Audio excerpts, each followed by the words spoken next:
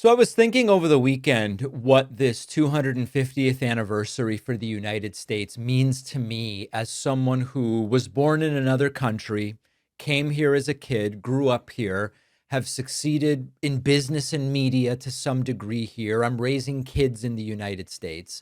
And I kind of sat back and looked at these images coming from the federal government over the weekend.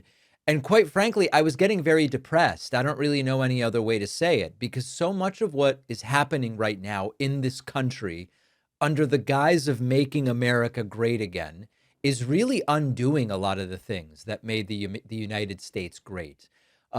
Just to pick some examples, there was news that Donald Trump was golfing once again. Big surprise. And then these images of Donald Trump at his golf club went viral because Trump just looks so bad.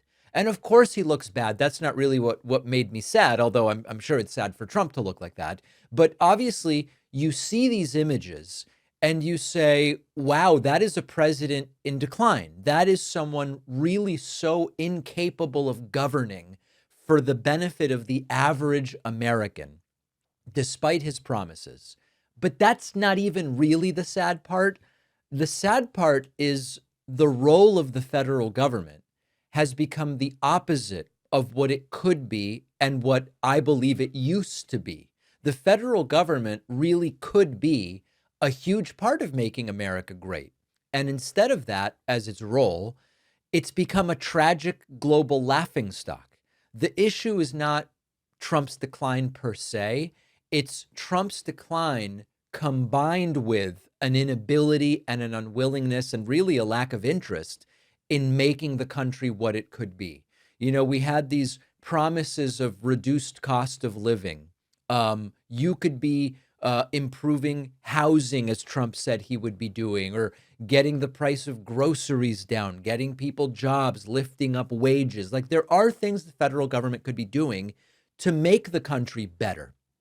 And look at what the federal government has become under Donald Trump.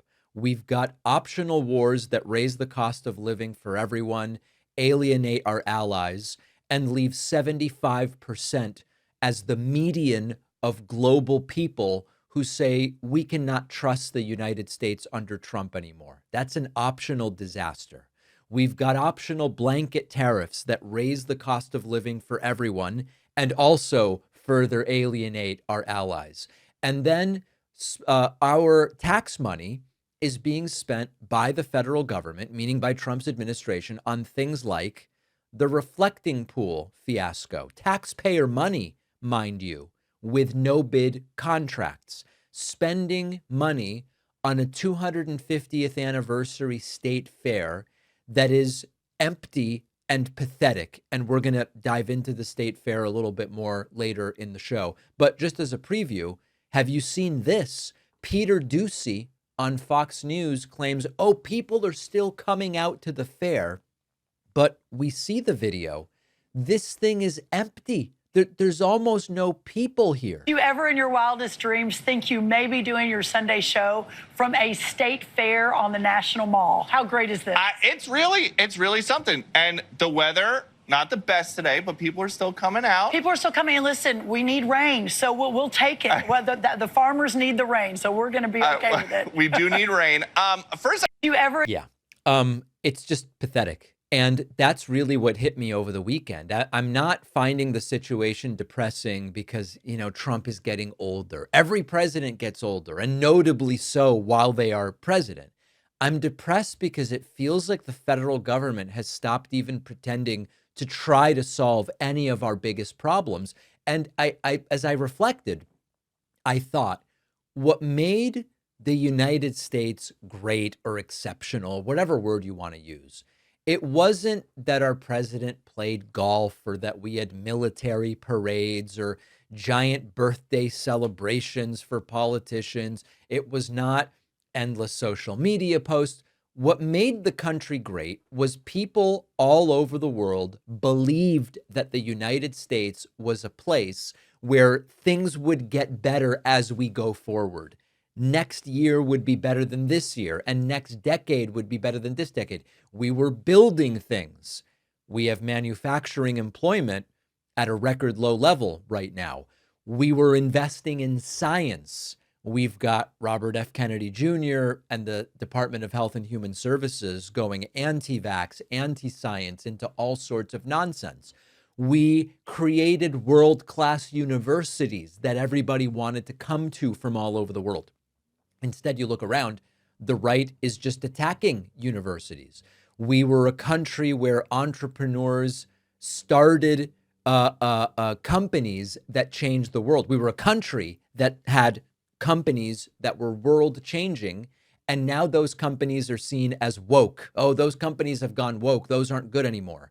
Immigrants came to the United States because they thought, hey, I think my kids would have opportunities we never had. We're banning immigrants, kicking them out, doing raids, and on and on and on. We were a country where the government, when it was at its best, would create the conditions for all of that stuff to happen. And just imagine for a second if every day the conversation in Washington, D.C. was, hey, we've got to lower housing costs now. In the next month, we need to do, we would be able to do that. Instead, the federal government is focused on how long is the slit in the pool that someone supposedly made with a box cutter, even though we have no surveillance video proving that that's what they did. If we focused instead of on the slit in Trump's rubber, on how do we make childcare affordable? How do we make healthcare affordable? How can we build infrastructure, meaning trains and airports, to pick a couple of things, that will get us to the next generation, that look more like the airports and trains that we're seeing in Europe and in Asia and elsewhere? Now, can we lead on clean energy and biotech and make our schools the envy of the world again? No, that's not what we're doing it.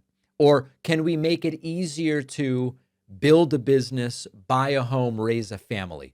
That's the sort of stuff that would make America actually great. And instead, it's golf trips, reflecting pools, empty state fairs, using the Department of Justice for political revenge, and whatever the next outrage is. Oh, is it what did Obama say? Or are we going after Jamie Raskin today?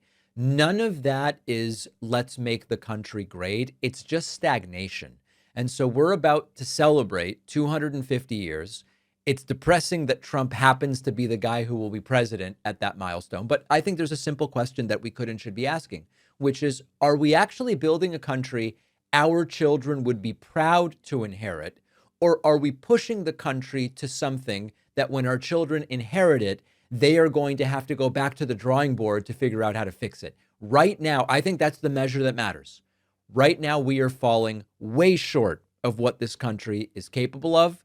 And we need to turn it around, starting with, this isn't going to solve everything, but starting with the midterm elections that are forthcoming.